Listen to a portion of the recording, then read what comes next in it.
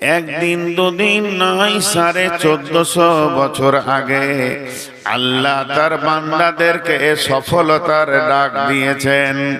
বিশ্ব বান্দারে আয়, সফলতা নিবিতা আয়।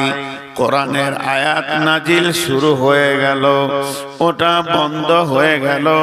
যতগুলি আয়াত আমাদের দরকার আল্লাহ দিয়ে দিয়েছেন, সব আমরা পেয়ে গেছি। আর নতুন আয়াতের দরকার হবে না। তেমনি নবীজিকে দিয়ে যতগুলো হাদিস প্রয়োজন ছিল কমপ্লিট হয়ে গেল। আর আমাদের নবী পৃথিবীতে আসবেন না, নতুন হাদিস তৈরি হবে না। কিন্তু সেই জামানা থেকে একটা সফলতার ডাক আল্লাহ তার আর এক বান্দাকে দেয়। ওই ডাকটা যে শুরু হয়েছে আজও বন্ধ নাই, কালও বন্ধ হবে না। গতকাল বন্ধ ছিল না, আগামীকাল বন্ধ হবে না, আগামী পরশু বন্ধ হবে না। যতদিন না পশ্চিমে সূর্য উঠেছে অতদিন ওই ডাকটা বন্ধ হবে না। বিসমিল্লাহির রহমানির রহিম। কুল হুয়াল্লাহু আহাদ, আল্লাহুস সামাদ, লাম ইয়ালিদ ওয়া লাম ইউলাদ ওয়া লাম ইয়াকুল লাহু কুফুয়ান আহাদ। শ্রদ্ধেয় সুযোগ্য আজকের সবার সভাপতি, উপস্থিত আকাশের তারকা সাদৃশ্য আলেম ওলামা বৃন্দ, সামনে আমার দিনদার ইমানদার মুমিন ভাই ও বোনেরা, প্রশংসা গুণগান স্তব স্তুতি সবকিছুর মালিক আল্লাহ, যিনি সারা জাহানের মালিক রব্বুল আলামিন, যিনি সমস্ত জিনিসের উপরে ক্ষমতাবান, আলা কুল্লি শাইইন কাদির। যে মহান মুনিব আজকে আমাদেরকে জানুয়ারি মাসের 3 তারিখে শনিবার দিবাগত রাত্রিতে প্রত্যন্ত পাড়াগ্রামে খোলা আকাশে মাঠের সনসনি কানা ঠান্ডা হাওয়া বইছে, তার ভিতর দিয়ে এনে হাজির করেছেন, সেই মুনিবের দরবারে একবার শুকরিয়া করি আলহামদুলিল্লাহ। দরুদ ও সালাম বর্ষিত হোক আখিরি নবী নবী মুহাম্মদুর রাসূলুল্লাহ সাল্লাল্লাহু আলাইহি সাল্লামের উপর। আল্লাহুম্মা আমিন, আল্লাহুম্মা সাল্লি আলাইহি, আল্লাহুম্মা বারিক আলাইহি। মোহতারাম ভাইও, আজিজ ও বুজুর্গ দোস্ত, আমি আপনাদের সামনে সূরা বাকারার প্রথম রুকুর মাত্র 2টি আয়াত বাদ দিয়ে গোটা রুকুটা তেলাওয়াত করেছি। এবং এই সূরা বাকারার কথাগুলোকে সামনে রেখে খুব স্বল্প সময়ে হাড় কাঁপানো ঠান্ডার ভিতর দিয়ে লম্বা টাইম না নিয়ে মানুষকে কিছু বলবো নিয়ত করেছি। যদি আমার মাবুদ আমাকে তৌফিক দেন তো আমা তৌফিক ইল্লা বিল্লাহি আলাইহি তাওয়াক্কালতু ওয়া ইলাইহি উনীব। শুধু আমার বক্তব্যের প্রারম্ভে শুরুতে আপনাদের কাছে আমার একটা আকুল আবেদন, আপনারা যদি ধ্যান দিয়ে শুনেন তা আমার মনে হয় নূর মোহাম্মদকে যতদিন দেখছেন আজকের বক্তব্যের যেটা জিস্ট উদ্দেশ্য, সর্ব উচ্চাঙ্গ উদ্দেশ্য আছে। আপনি আমি একটা জিনিস সবসময় ধ্যান ধারণায় রেখেছি, সেটা হচ্ছে একটা হচ্ছে উত্তোলন, উপর দিকে উঠা, একটা হচ্ছে অবতরণ, নিচে দিয়ে নামা। একটাকে বলে পাস, একটাকে বলে ফেল, একটাকে বলে কামিয়াব, একটা হচ্ছে নাকাম, একটা হচ্ছে সফল, আর একটা হচ্ছে অসফল। টোটাল সবগুলো মিলিয়ে একটি ভাষা, কে কামিয়াব আর কে নাকাম। আমরা কিন্তু অনেক জায়গায় ছবি দেখতে পাই কামিয়াব আর নাকামের, সেগুলো কিন্তু আসল নয়। আমি প্রথমেই আপনাদেরকে ইন্টারেস্ট দিয়েছি, আমার জানা নাই যে নূর মোহাম্মদ কোনোদিন এই কথা বলেছে, যে আপনারা ধ্যান দিয়ে শোনেন, মজা পাবেন। বক্তব্যের ভিতরে বলেছি, শুরুতে বলিনি। আজকে আপনাদেরকে 10 মিনিট বসতে বলছি, তারপর আপনারা ইচ্ছা করে উঠে চলে যাবেন, কিন্তু এই 10 মিনিট একটু ধ্যান দিবেন, এটা আমার আপনাদের কাছে আকুল আবেদন। তো সব থেকে কামিয়াবকে নাকামকে আমরা কিছু ছবি দেখতে পাই, সেগুলো কিন্তু আসল নয়, মরীচিকা। গ্রীষ্মের সময় অনেক দূরে দেখবেন ঝিলঝিল ঝিলঝিল ঝিলঝিল করে পানির মতো রোডের উপরে যাচ্ছে, ওখানে যখন যাবেন ওটা দেখবেন আরো সরে গেছে, আরো সরে গেছে, আরো সরে গেছে। এর নাম ধোঁকা, এর নাম মরীচিকা। আজ থেকে 7 বছর 15 বছর আগে একটা বক্তব্য আমি দিয়েছিলাম, এখনো বিষয়টা আর বলি না, মরীচিকার উপরে, যে ধোঁকা মানুষ খায় কিন্তু পেট ভরে না, ধোঁকা দেখা যায় না, ধোঁকার স্বাদ নাই, ধোঁকা কেমন এটা কেউ বুঝে না, কিন্তু মানুষ খায়, ধোঁকা খায়, ধোঁকা খাওয়া যায়, কিন্তু আসলটা খুঁজে পাওয়া বড় মুশকিল হয়ে যায়। এখন সর্বস্তরে ধোঁকা খাওয়ার মতো পৃথিবীটা চলছে, সর্বস্তরে ধোঁকা ধোঁকা ধোঁকা ধোঁকা। একজন পার্লামেন্ট সদস্য এমপি বলেছিলেন, কোন দেশের আমি তা বলবো না, যে ধোঁকা এত মিষ্টি মানুষই খায়, ঘন ঘন খায়, তারপরও চালিয়ে যায়। আজকে একটা কোলের বাচ্চা, 1-2 বছরের বাচ্চা, ওর এতগুলো খেলনা আছে। খেলনাগুলো কি? সাবানটা বের করে যে ঠোঙাটা থাকে ওইটা, প্লাস্টিকের কোটা, ভাঙা একটা বল, ওগুলোকে গুছিয়ে ও রাখে, প্রতিদিন ওগুলোকে ঢালে আর ভরে। ওর মধ্যে থেকে যদি একটা নিয়ে নেন তো ওর জানে যতটা শক্তি আছে ওইটা দিয়ে ও আদায় করবে, দিতেই হবে, নাহলে গোড়ে কেঁদে কাদা মেখে শেষ করে দেবে। তার মানে ও জানে এর থেকে দামি মাল আর পৃথিবীতে কিছু নাই। তখন ওর থেকে বড় যেটা 10 বছরের, সে ফিক ফিক করে হাসছে ওর কান্দা দেখে, তুই সাবানের ঠোঙাটার জন্য এরকম কাঁদছিস রে। ওর কাছে তখন মাল হচ্ছে যে একটা ভালো সাইকেল, একটা ব্যাট, একটা বল, ভালো জামা, ভালো কাপড়। কেউ যদি ওর সাইকেলটা লাইতো উফের মাটিতে গড়ে কাঁদবে। ও ছিল ধোঁকাতে 2 বছর 2.5 বছরেরটা, এবার এখন 8 বছর 10 বছরেরটা ধোঁকাতে পড়ে গেছে। তার মানে ওর বড় একটা ভাই আছে, তার বয়স হলো 16-18। ও বলছে সাইকেলটা আসল মাল। আসল মাল তো হেডমাস্টারের বেটি খেপা। ও জিনিস যে কি জিনিস, সামান্য সাইকেলে লেগে গড়াগড়ি করছিস, জানিস ওটা কি জিনিস? এক ধোঁকা। সারা পৃথিবীটা মায়ার জালে, ধোঁকার জালে শয়তান আমাদেরকে রেখে দিয়েছে। এবার যার বিয়ে হয়েছে, সন্তান হয়নি, 9 বছর ধরে খালি ডাক্তারখানায় খানায় ঘুরছে, ও বলছে বউ অত মজার জিনিস লয়, তার থেকে সন্তান আরো মজার জিনিস।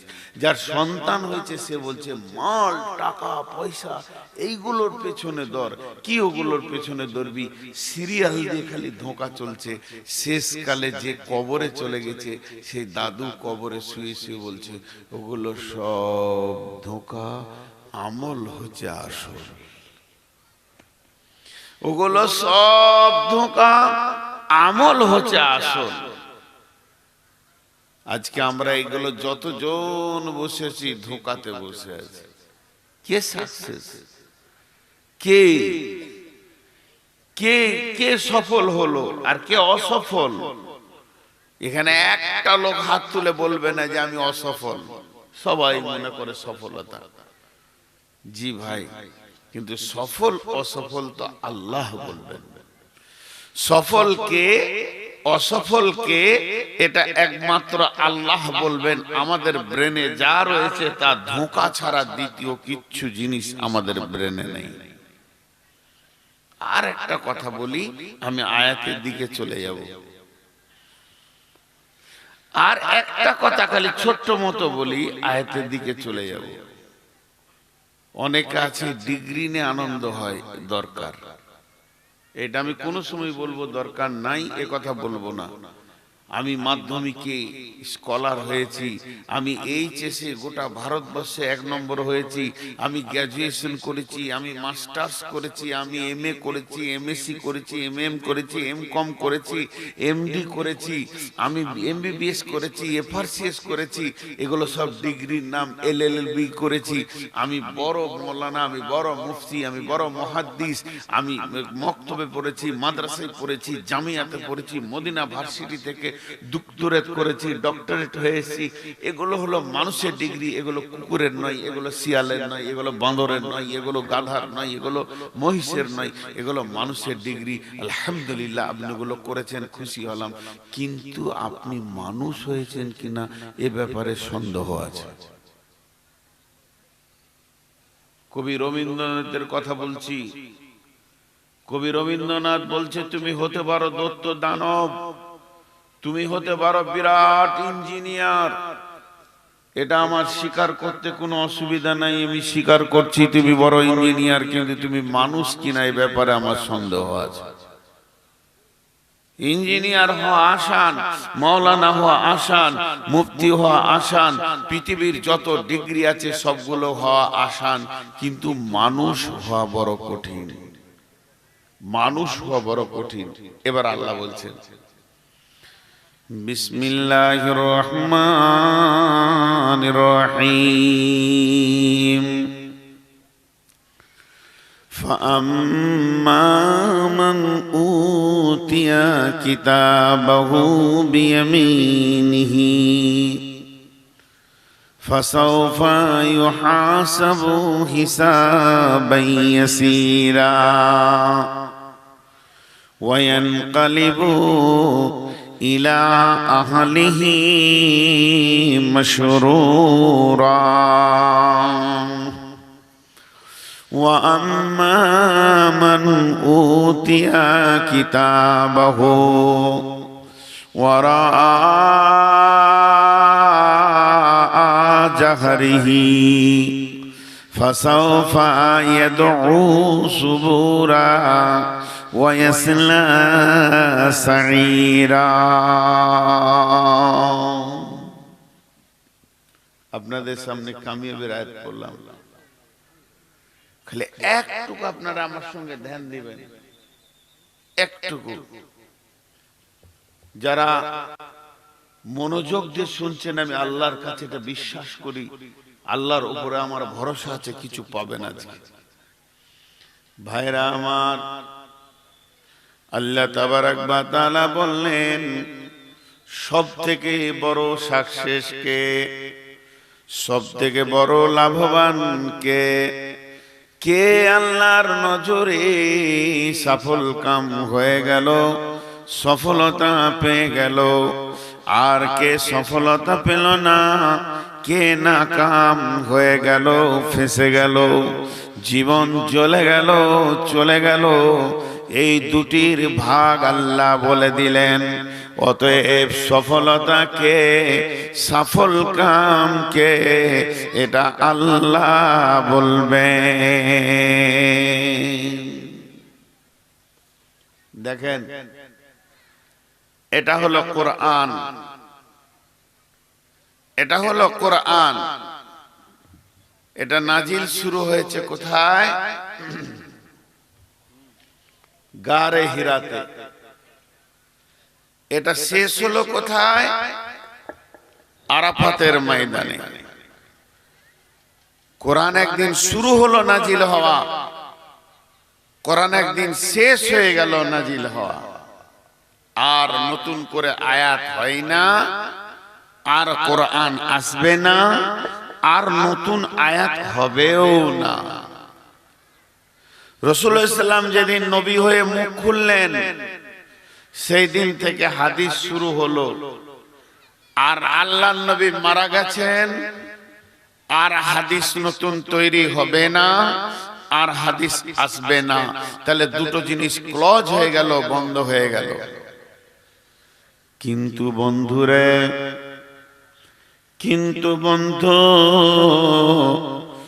আজ থেকে 1450 বছর আগে, একদিন দুদিন নয়, 1450 বছর আগে আল্লাহ তার বান্দাদেরকে সফলতার ডাক দিয়েছেন। বিশ্ব বান্দারে আয়, সফলতা নিবিতা আয়। কোরআনের আয়াত নাজিল শুরু হয়ে গেল, ওটা বন্ধ হয়ে গেল। যতগুলি আয়াত আমাদের দরকার আল্লাহ দিয়ে দিয়েছেন, সব আমরা পেয়ে গেছি, আর নতুন আয়াতের দরকার হবে না। তেমনি নবীজিকে দিয়ে যতগুলো হাদিস প্রয়োজন ছিল কমপ্লিট হয়ে গেল, আর আমাদের নবী পৃথিবীতে আসবেন না, নতুন হাদিস তৈরি হবে না। কিন্তু সেই জামানা থেকে একটা সফলতার ডাক আল্লাহ তার আর এক বান্দাকে দেয়। ওই ডাকটা যে শুরু হয়েছে, আজও বন্ধ নাই, কালও বন্ধ হবে না, গতকাল বন্ধ ছিল না, আগামীকাল বন্ধ হবে না, আগামী পরশু বন্ধ হবে না। যতদিন না পশ্চিমে সূর্য উঠেছে, অতদিন ওই ডাকটা বন্ধ হবে না। তাহলে সফলতার গুরুত্ব কত, সফলতার গুরুত্ব কত। আরেকবার বলছি, মাথার মগজে একটুকু ঢোকানোর জন্য বলে দিচ্ছি, সফল হওয়া আল্লাহ চাইছে তুই বেঁচে যা, তুই বেঁচে যা, তুই বেঁচে যা। আল্লাহ নিজে চাইছেন। এর কত গুরুত্ব দিয়েছেন যে সফলতার ডাক প্রতিদিন আজও আছে। নবী চলে গেছেন দুনিয়া থেকে, নজুলে কোরআন স্টপ হয়ে গেছে, যা দরকার ছিল দিয়ে দিয়েছেন, রসুল যা বলার ছিল বলে চলে গেছেন, কিন্তু সফলতার ডাকটা পশ্চিম দিকে সূর্য ওঠা পর্যন্ত থাকবে। পানিটা দেন। আর আপনাদের মাইক ম্যানকে বলেন একটু সাউন্ডটা বাড়াতে, তুই তো আমার কথা শুনছে না, দেন। আমি ফুল সাউন্ডে কথা বলি, কিন্তু ও বাড়াচ্ছে না। ও ভাবছে তো পয়সা ও দেবে না, কমিটি দিবে, কমিটি বললে বাড়াবো। জি, বক্সগুলো একটু সাউন্ড বাড়াবো, এখনো বাড়াচ্ছে না। আমি একটা জিনিস আপনাদের হাতগুলো ধরে বলছি, এই গুরুত্বটা একবার খালি মাথায় ভরে। কত গুরুত্ব। প্রতিদিন আল্লাহ তার বান্দাকে বলে, আমার বান্দা বান্দীদেরকে ডেকে দে, তারা যেন সফল হয়ে যায়, তারা যেন বেঁচে যায়। কবার বলে?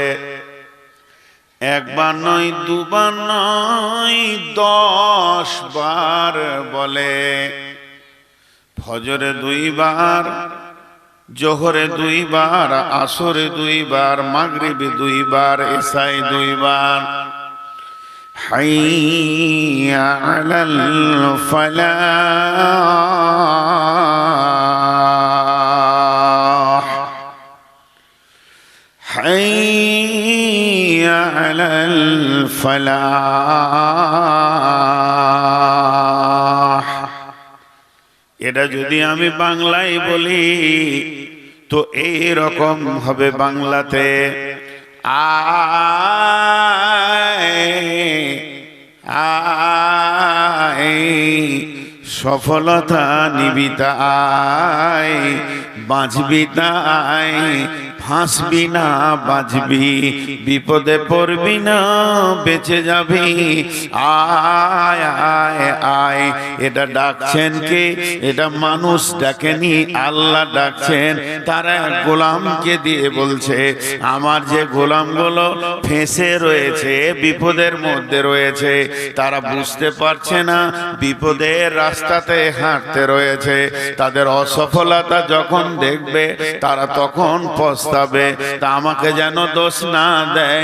আমি প্রতিদিন আমার বান্দাদেরকে আর একটা বান্দাকে বলি, তুই ডেকে দে, তুই ডেকে দে। 10 বার ডাকা হয়, আয় আয়, সফল কাম লিবি তো আয়। জি, সফল কাম হবি তো আয়। 10 বার ডাকে। আল্লাহ বলছেন, ফাআম্মা মান উতিয়া কিতাবাহু বিয়ামিনিহি ফাসাউফা ইউহাসাবু হিসাবান ইয়াসীরা ওয়া ইয়ানকালিবু ইলা আহলিহি মাসরুরা। ওরে আমার বান্দারে, ওরে আমার বান্দিরে, তুমি একবার মাধ্যমিকে সার্টিফিকেট তুলেছো, একবার এইচএসে তুলেছো, একবার সার্টিফিকেট নিয়েছো তুমি উচ্চ মাধ্যমিকে, একবার নিয়েছো বিএ পাস করতে গিয়ে, একবার নেমেছো মাস্টার পাস করতে গিয়ে, একবার সার্টিফিকেট পেয়েছো তুমি আলেমে, একবার পেয়েছো তুমি ফাজেলে, একবার পেয়েছো এমডিতে, একবার পেয়েছো এমবিবিএসে। পৃথিবীর যত সার্টিফিকেট আছে সবগুলো যদি জমা করে দাও, আমি আল্লাহ তোমাকে সফলতা দিব না। আমার কাছে যদি সফলতা নিতে হয়, পৃথিবীর যতজন তোমাকে সার্টিফিকেট দিয়েছে আমি ওর ব্যাপারে কোনো কথা বলছি না।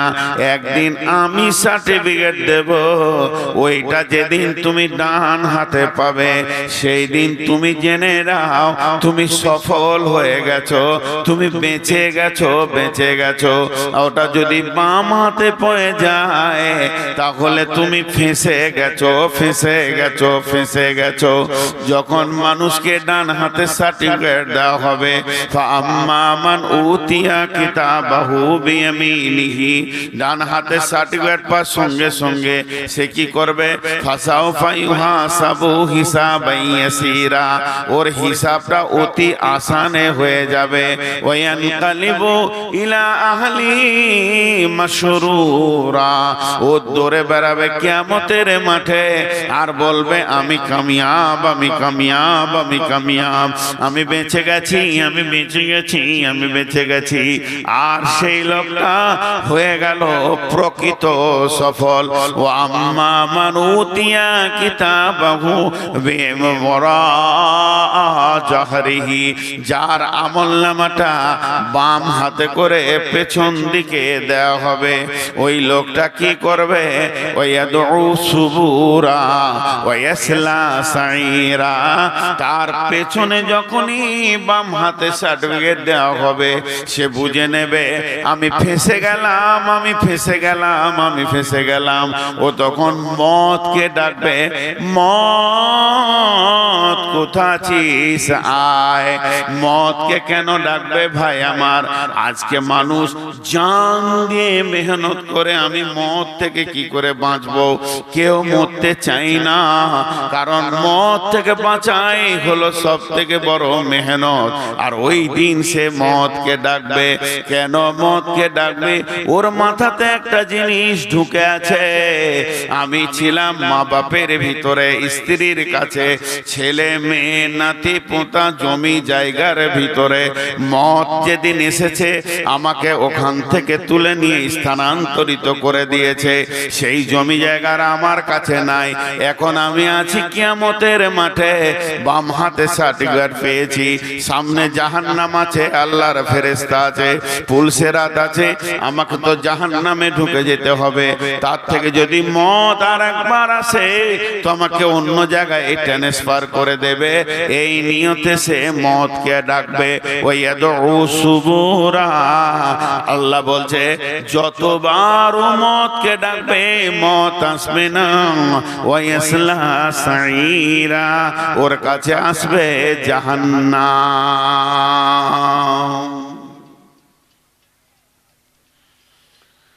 সফল তো সেই দিন বোঝা যাবে। এটা মনে হয় ঈদগাহ। একজন বিরাট দার্শনিক লিখছেন, মুসলমানদের ঈদ হচ্ছে যখন তার পাটা জান্নাতের চৌকাটায় ঢুকবে, সেইটা ঈদ। আসল ঈদ সেইটা।